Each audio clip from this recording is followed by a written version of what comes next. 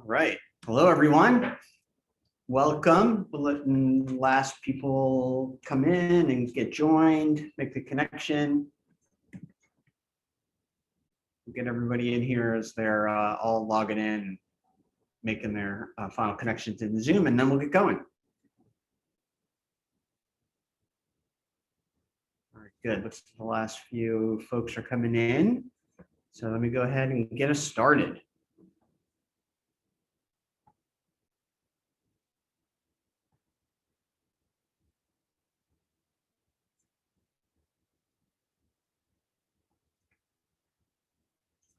All right, so today we're going to talk about persuasive presentation. So really, how do we think about bringing in the ideas that we've been putting together in a change program you have and making sure that those land in a useful presentation that actually goes and persuades a hardcore analyst that what you've put together is really solid.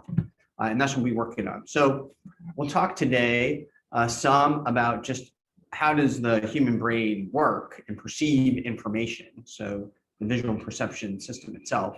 Then we'll get into data visualization techniques. So how do you take the data that you've been able to put together as part of the change effort that you've been doing, and then use that as part of your presentation to be able to make the persuasive presentation. And that leads into the story part of this itself. So the ability to go in and actually tell a compelling story. And so we want to work that to be able to make this idea of movement from data to information and then over to knowledge. Because that's what we're trying to get to. I mean, we can generate tons of data, but getting the visualization part to help us with the information and then consuming that in a way that actually generates knowledge is really what we're trying to get to here. All right, so let's start just a bit with visual perception and how that works. And so we're really talking about not just light hitting your eyeball and photons turning into electricity, but just a whole process of understanding, like how your brain works to take in information. So if I gave you a list of data like this, right? So columns of data, and printed it all out for you and gave you these sheets to look at, you'd eventually be able to figure out what was going on. But it's a slow process, right? That's a slow kind of analytical process. But if I visualize it for you, like the depiction that we have on the right, you can see a bunch of stuff pretty quickly. Like first, you can see the range of the data. So this is company growth. And so you can see, how much, what would be a large amount of money in millions for a company. And you can see how fast is a company able to get up there. Is it a few years or a number of years? And you could start to see breakouts of companies like you see with the color that we put in here about fast, medium, and slow companies. And you got all of that in moments, way faster than it took me to even describe it. And certainly way faster than if I gave you columns and columns of data for you to try and understand. And so that's where the power of data visualization comes in, is you're playing directly into the strongest sense that humans have, sight, and the ability to take in information wrapped around that sense. And so that's what we want to try to take advantage of when we're thinking about coming up with a persuasive presentation that's going to be based on a data visualization. All right, so I'm going to give you 15 seconds just to take a look at this chart and see if you can figure out what it is. And if you're feeling brave and you want to give a couple of answers in the chat, I'd love to see what you guys or hear what you guys are thinking this thing actually is. So while you're looking at that, I'll just tell you a quick little story. So I use this in my data class that I teach for undergrads at the University of Richmond. And it's a good depiction of how to tell a story in a tight amount of time, tight amount of space, that includes a lot of information. All right, so let me tell you what this is. So this is a depiction of Napoleon's march onto Moscow. And the reason that I like it was done well over 150 years ago. So certainly well before computers and well before any sort of digital graphics were available. And it is completely hand drawn, but it includes a lot of information. So first, it's a map, right? It shows the position over the ground that Napoleon and his army took, basically from what is the eastern part of what is now Poland into Moscow, and shows rivers and a little bit of the terrain. The tan line actually shows the path into Moscow, and the width of that line shows how many men were in Napoleon's army. The black line shows the retreat of Napoleon's army, and again, the width shows the number of men in Napoleon's army. And you can see that it becomes dramatically smaller. And then the final element that's on here is at the bottom, and it's a graph of the temperature. And for the Americans that are on this webinar, that's in Celsius. That is incredibly cold, amazingly cold, negative temperatures that are in there. And so it depicts that Napoleon lost the bulk of his army to the weather. The Russians did what they have historically done. They retreat further and further east into Russia, pulling the Western armies in. And when you do that in the winter, you're going to suffer losses. And so the Russians were, again, successful in defeating Napoleon's attack by doing that. But all of that is all wrapped together here. And this is a relatively ancient depiction based on visual data depictions way before digital, way before digital.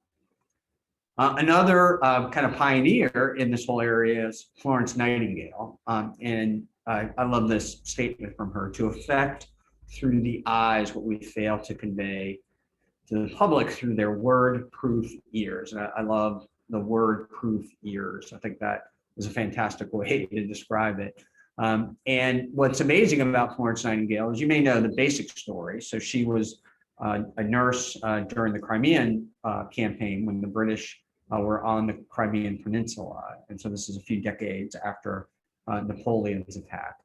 She came into a hospital that was based in Constantinople, and it was her work and others as well around hygiene and sanitation that did the bulk of the improvement around health outcomes for the soldiers. And so she was certainly a nurse and also a social reformer, because she started to do that back in Britain. But she was also a statistician, and not just because she did some statistical work. She was a no-kidding statistician. She was the first female member of the Royal Academy of Statisticians, and she was an honorary member of the American Academy of Statisticians. And so she did real statistical work that brought out many of these health outcomes that allowed people to see what needed to be done in order to take a different turn around how to take care of wounded, injured, or even just sick people, and was quite the pioneer in all of that. So let's get into some data visualization now. So data can be kind of tricky to interpret, right? We're trying to put together what is going to be a useful picture, and there's lots of ways in which we can make that really beneficial for folks, but we can also mislead, and we want to be careful about the misleading part. And so I want to go back to Edward Tufte, who wrote what I think, and I think others do as well, some of the first really important ideas around what he called the visual display of quantitative information. And his initial books were written in the early 80s, but they're still relevant today. His ideas are still relevant today. And the core idea he has is this notion of to reveal the data.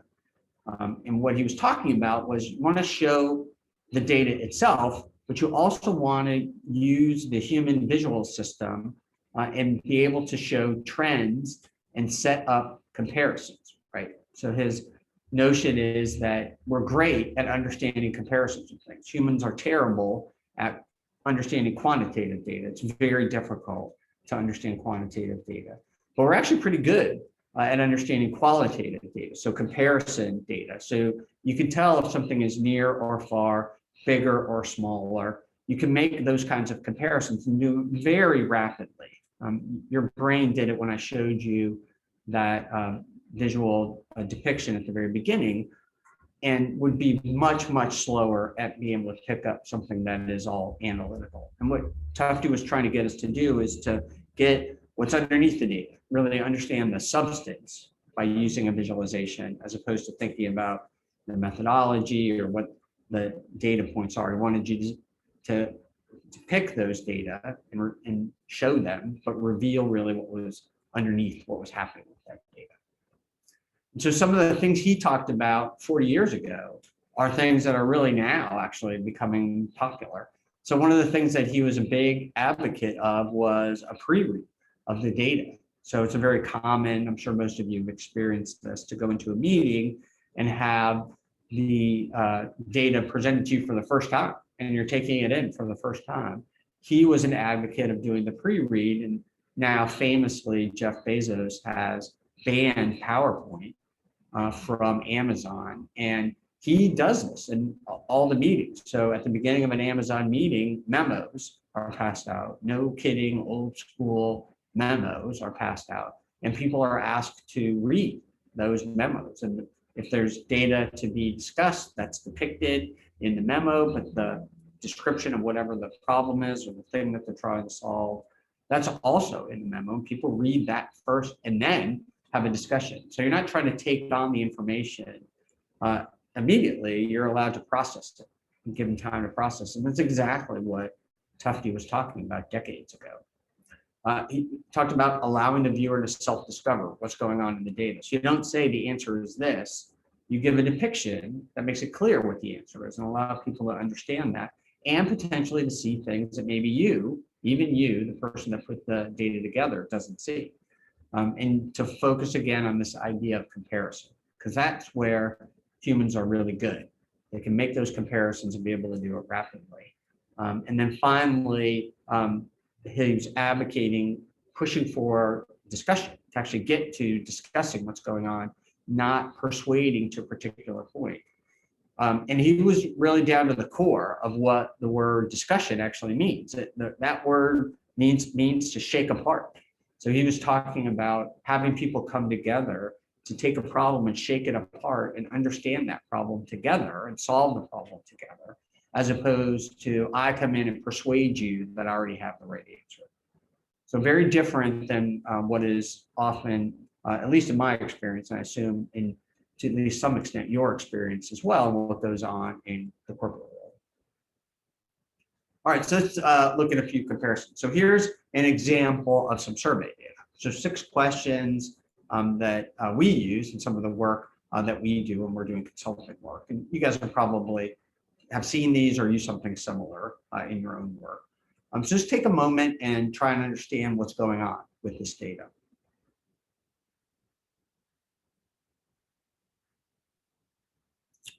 So I'll point out a few things. You can see in question 3 that we have some of the lowest answers that we have in there.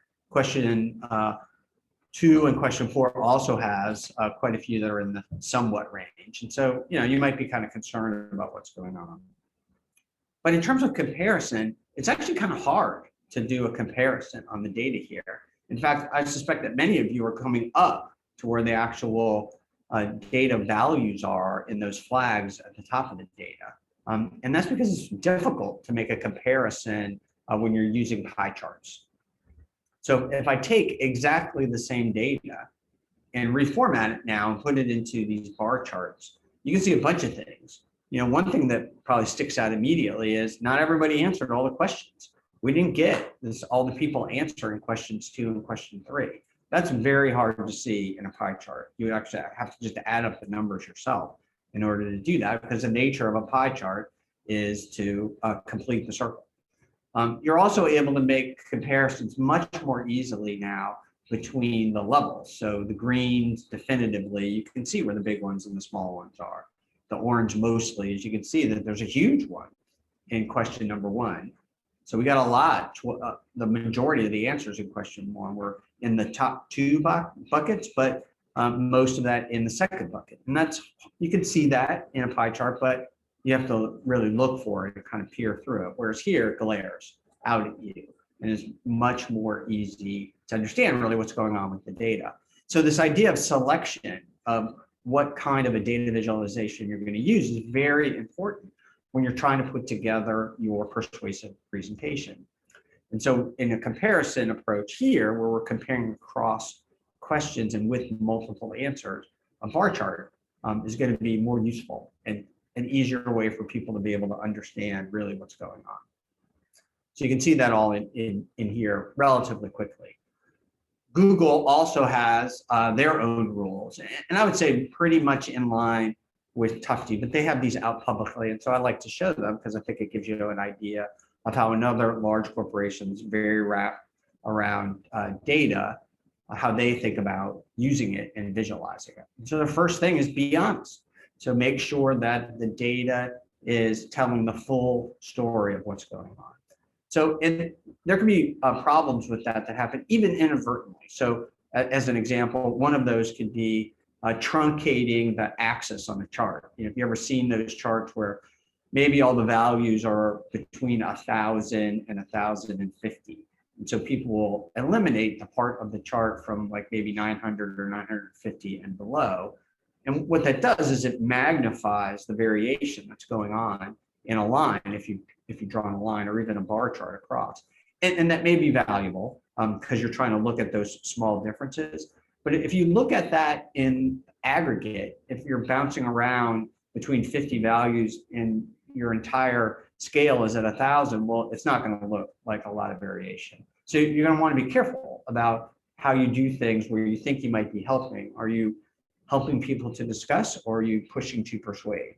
You might want to think about the differences there. Same with the second point around lending a helping hand. So it's things like putting in a legend and making sure things are clearly marked and you know exactly what's going on. And then they suggest going even further and trying to delight users. So do you put in elements that give some surprise, to provide insight that they might not have been able to get to on their own, or at least not get to particularly quickly? Think about giving clarity of focus. And this is where I think things like color and size start to come into play. I see people who use things like red as a way to highlight something, but for many people and in many cultures, red has a negative connotation. It certainly does in most Western cultures. That's not true universally. But you want to pay attention to the audience and what are they going to pick up based on the color, and what does that really mean to them when they're using that. Think about scale and how big or small. Again, you get into that truncating the axis thing and paying attention to what kind of a scale are you going to use so that you can actually see what's going on underneath the data. And lastly, providing some level of structure. So maybe you want to be consistent with all of your charts. So you're using the same scale with all of your charts. Are you comparing the same year, if that's important? And make sure that you're not going from category to category and have different timelines. You're just increasing the cognitive load for people to try and pull out what's going on instead of helping them be able to understand by having some consistency in that structure. So those are all great rules to think about as you're putting together your data visualization. So I'd ask you to kind of think your way through some of those and pay attention to them. So now I want to get into some of the different chart types. So this is getting now more into the detail of how do you pick them. And you could categorize these all kinds of different ways. I like these 8 categories. I find them useful. The first 4 are the groups that you're probably going to use the most. The second 4 are useful, but they're much more narrow in their application. So I would focus more on the first 4. But if things come up, then the second 4 are certainly useful as well. And maybe we could do a little bit of interactivity if you guys are here with me. So we are doing this on Zoom, and so we do have access to Zoom's whiteboard. And so we'll see how excited you guys are about a little bit of interaction. What I'd like you to do is go find the view options, which will be either at the top or the bottom of your screen, depending on what kind of a system you're using. You can see it here at the top of my screen. And then in this blowout, I want you to look for the annotate function. And if you click on that, you should get this bar that's appearing across here. And what I'd like you to do is to find the stamp function.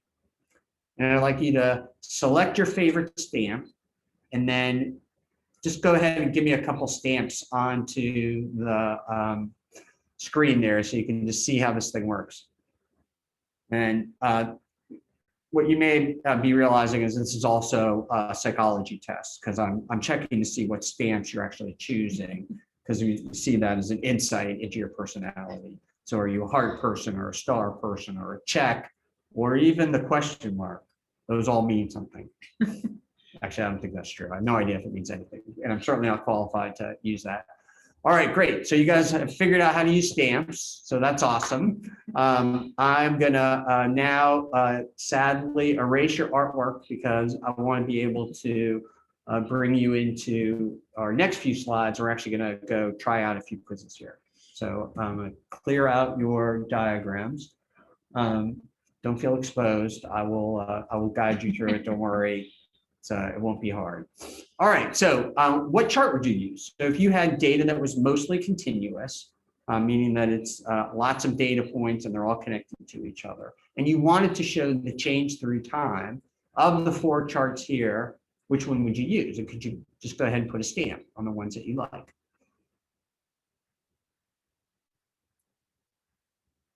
This is good. So you guys have been listening to me, or you're reading Edward Tufte, or you've just done this a zillion times, and so you know exactly what to do. All right, excellent. So the couple answers are, in this case, that I would suggest would be to think about a line chart or maybe a bar chart. Definitely not a pie chart here, right? So pie charts are not going to work at all, really, for changes over time. Maybe in some super narrow instances, I'm sure you could construct something. But in general, if you have continuous data and you want to show something through time, the first place I would go is a line chart. If I had data that was maybe year over year, then I would think about using a bar chart, because that could be helpful there. And you can do interesting things like a stack bar chart if you have different components of it. But in general, if I'm going to do something through time, you want to use a line to use something through time. Conversely, I probably don't want to use a line if the data I have is not through time, meaning that it's not continuous from point to point, because the line implies that it's continuous from point to point. And it's developing as I go through, which is why if I have year over year data, I would definitely want to use a bar chart, because a line is going to imply that you actually can see what's going on in between those years, and you can't, right? You've aggregated all the data in year by year. All right, so that was pretty good. You guys got an A on that one. All right, let's try this one. What chart would you use now if you have mostly discrete data and you want to show categorization and you want to compare amounts in each category?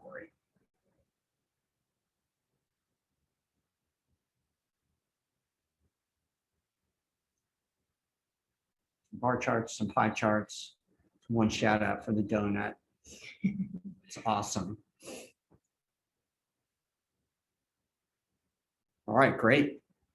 All right, so you guys have done some of this before. So a bar chart is probably going to be better for the discrete data here, especially, again, if you're trying to categorize different groups. And again, that word compare. If you're trying to make a comparison across categories, then putting a bar chart together is going to be helpful to be able to make all that happen. And you can have group the bar charts. That can be helpful as well. There are some interesting sort of unique cases. So in the election, you may have seen this parallel coordinate chart, the one that's in the bottom left, number 4. So you're looking at the votes for a candidate through time. You see what percentage they are, and you can see how they switch through time. So that's a really fantastic way to show that. That's a pretty narrow case. There's not a lot of different places in which that's going to be useful, but it's a great comparison between two different in this case, people and collections of votes for them. But if you're using it at the category level, you can get down to the second level and third level using size and color, and you're definitely setting up the eye to make a comparison. A subset of those are a ranking chart. And so in a ranking chart, same idea, but now you're actually ordering things from high to low, big to little, that kind of stuff. So it's a similar comparison, but the order is actually useful. And you can get into things like the Pareto rule, this 80-20 rule, and it can really show that kind of stuff. So if you order it or even sort your data so it's in order. It may be super obvious that 20% of your categories make up 80% of the total volume of the data. That's not always going to be true, but if it is, then taking that chart and turning it into a ranking chart just by sorting it can make it much better that way. All right, let's try this one. What chart would you choose? All the data is discrete, and now what we want to do is we want to show a comparison of a part to the whole.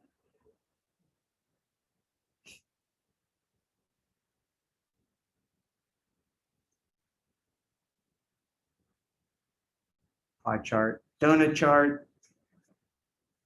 All right, so I've kind of been bashing pie charts all through this thing, so I didn't want to completely do that all the way through. This is the case where a pie chart is going to be really useful because you have a single part and you want to make that comparison to the whole. And the reason it works here and not in other places is the pie chart's not linear, right? You know, as you go out, the area in the pie gets bigger and bigger at a square, right? If you remember back to geometry class with Mrs. Jones was telling you about how to find the area of a circle, it's the square of the radius that's involved in that. So, you know, your brain, human brains are not really set up that well to be able to handle exponential components and work with that kind of stuff. It's just not how we're wired. But in this case, since you're trying to look at a part and compare it to the whole, well, that will work because now you're looking at an area of something and compare it to the area of something else.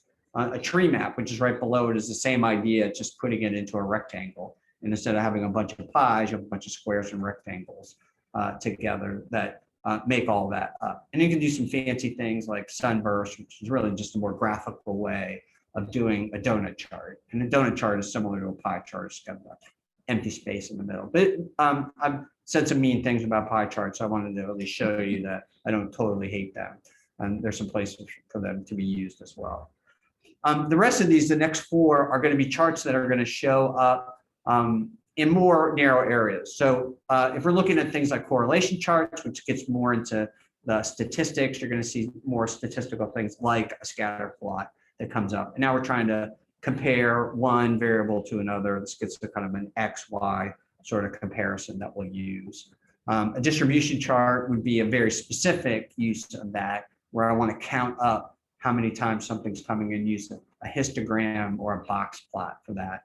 Very useful, but again, in somewhat of a subset of things that we're going to do. But if you have a really, really large set of data, this is going to be a better way to do it. Like if you have thousands and thousands of points. So maybe you've done a survey, and it's actually a quite large survey within a company. Let's say you hit 1,000 people with 10 questions. Well, it's 10,000 data points. Man, that's a lot of data points. It's going to be hard to start plotting those on bar charts, but a histogram or a box plot can start to set those up much better. Flow chart, again, super narrow approach. A flow chart is the thing that we saw with Napoleon's march on Moscow. So that's the sand key chart where we show bars coming off. For you project managers out there, I'm sure you've seen Gantt charts. It's the same idea. You're showing flow of work through time. You could also do some interesting things like core charts, and even a network chart shows the flow potentially of information through time. And we use that in some of the work that we do around understanding stakeholders and who the influencers are in a stakeholder group. And so that can be really valuable as well as we go through all of this. And a relationship chart, again, using a network chart or a Venn diagram can be super helpful here, showing categories of things and how are they all kind of related together. All right, so last kind of note from Tufte around his rules of what makes a great data visualization. So the first thing, and you probably have heard this before, but start off with a question or a hypothesis. If you want to stop analysis paralysis, then make sure you have a question that you're actually going to go and drive to answer, because once you've got the answer to that question, you know you can stop analyzing. Right? I know what I need to know. Now, maybe you're going to ask a second question and a third, and eventually 23 of them. Fine. But you've at least compartmentalized. You know exactly where you're starting and stopping. Focus in on the comparison and don't include stuff you don't need. Right? This gets a little bit into the interesting versus valuable data thing. Right? There might be a bunch of stuff in there that's interesting, but it's not valuable to your particular question or hypothesis.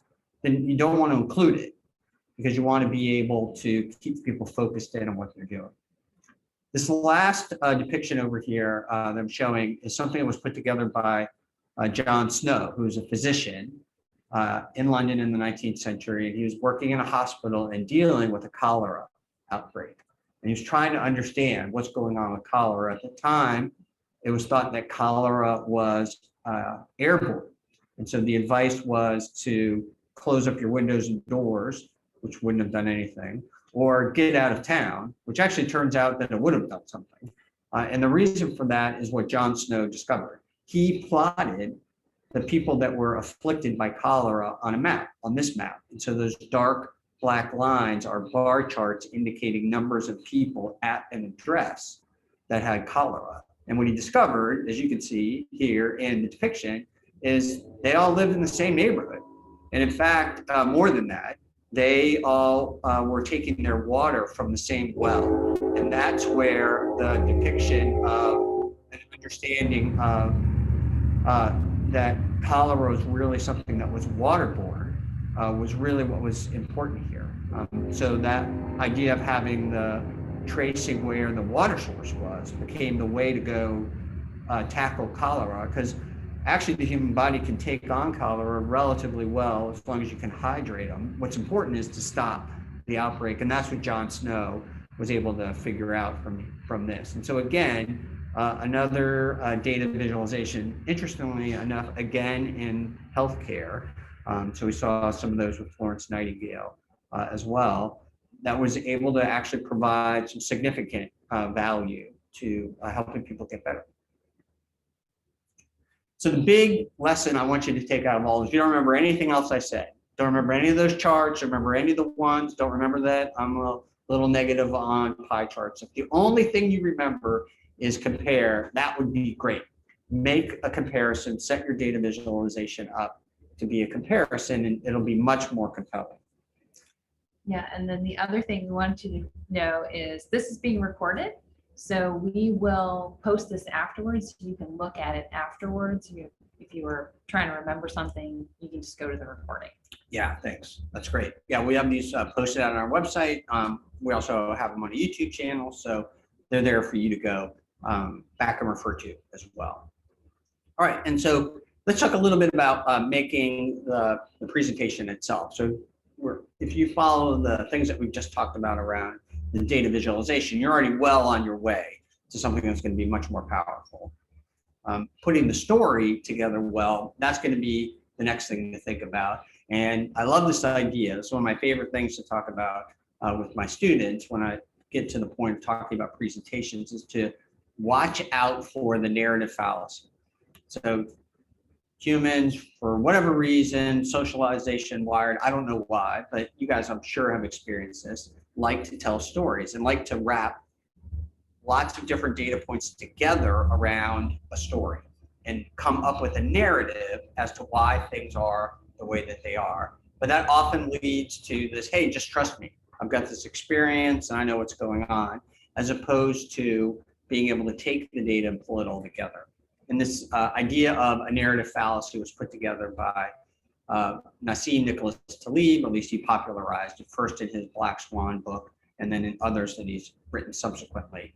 And he gives this quote: think of the world around you, laden with trillions of details. Try to describe it, and you will find yourself tempted to weave a thread into what you are saying. A novel, a story, a myth, or a tale all have the same function.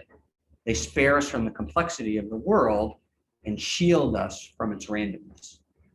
So people are prone to be able to come up with a story that wraps parts of the data but not other parts of the data. What you can do with the use of strong data visualization is to be able to pull all the elements together and really show the data and drive a data-driven story and avoid the narrative fallacy as a result of that. And really, if I was just going to give you one piece of great advice around how to put together a great story, is the first thing is to think about, what do you want people to know? What do you want them to do? And how do you want them to feel? And the feel part's actually key. So know is sort of obvious, right? We put together these presentations to convey data and give people information. And if we do a good job of that, it compels them to do something or potentially to do nothing. Maybe what we're conveying is everything's great. I don't need you to jump in, boss. We got it all pulled together. Or maybe everything is horrible, but still the idea is, I don't want you to do anything, boss. What I actually want you to feel is secure, and here's why, because we're taking care of it. And so there's an emotional piece to that that will help drive and compel action or inaction, depending on what you want. And you could think your way through what is the message that you're trying to convey here. And so how do you take all the data, turn that into information via visualization, but then actually give knowledge, right? The rest of that presentation should be around driving knowledge for the people that are going to be in front of you. Maybe that's your boss, maybe that's another team, maybe it's others in a different group, any of those that you're trying to pull together. And for us, for the work that Roxanne and I are doing, we think about change and joy at work connected. Change and culture. And for us, the underlying piece of culture that we're chasing after is joy at work. And we have this notion of change impacting the culture, which you guys, I'm sure, have experienced, right? A change that goes really well, that energizes people, that drives a positive culture, makes the next change even more easy to go do. And we have these 10 dimensions out here that we are looking at and researching around what drives joy at work. And I'm sure, unfortunately, you've seen the opposite of this as well. Even a change that's gone well, you hit every single metric. It did exactly what you wanted to do. But it's one of those changes that has this notion of dead bodies, or people are broken and bruised, or some negative connotation like that, which diminishes the culture and diminishes the joy at work. So even though it was a success from at least business case metrics, it's taken out some of the energy in the group. And so this is where we see things like change resistance and change fatigue start to come into play, or at least we think this is part of where these come from. And those can drive difficulty for your next change.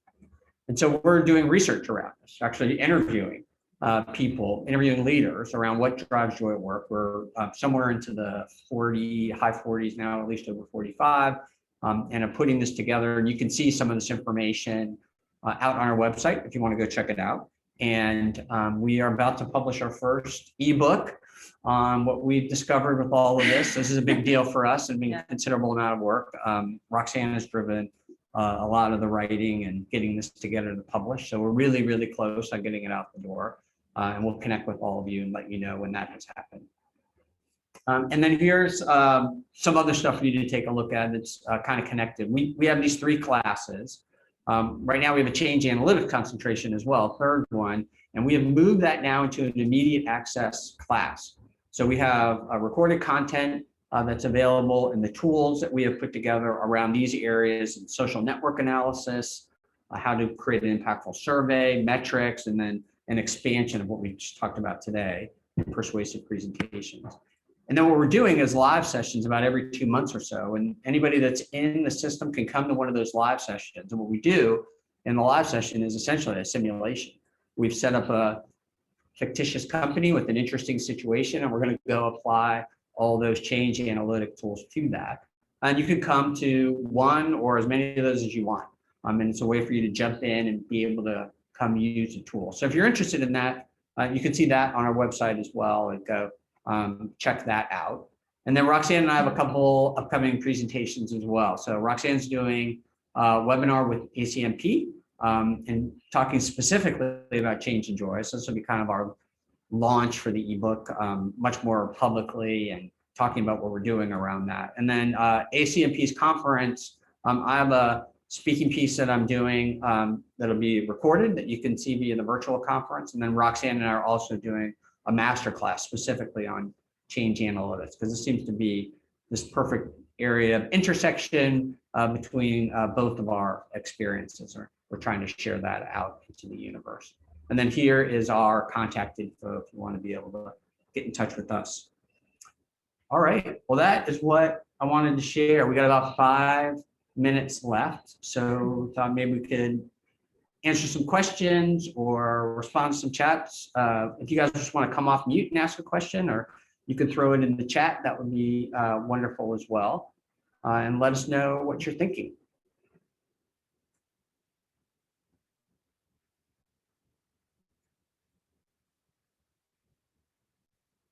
Everybody's eating lunch, so I'm not going to ask any questions. All right, well, it was great to have you all here. If you guys do think of something or want to share a success that you've had in using either the stuff that we've talked about here or change analytics just in general, we'd love to hear about it. Please let us know. Send us something to either Roxanne or myself directly, or Joy at the Change Decision is our common email that we use as well. We'll be on the lookout for what you guys have to say. All right, everyone. Thank you so much for coming, and we'll see you guys next time. Bye-bye. Bye.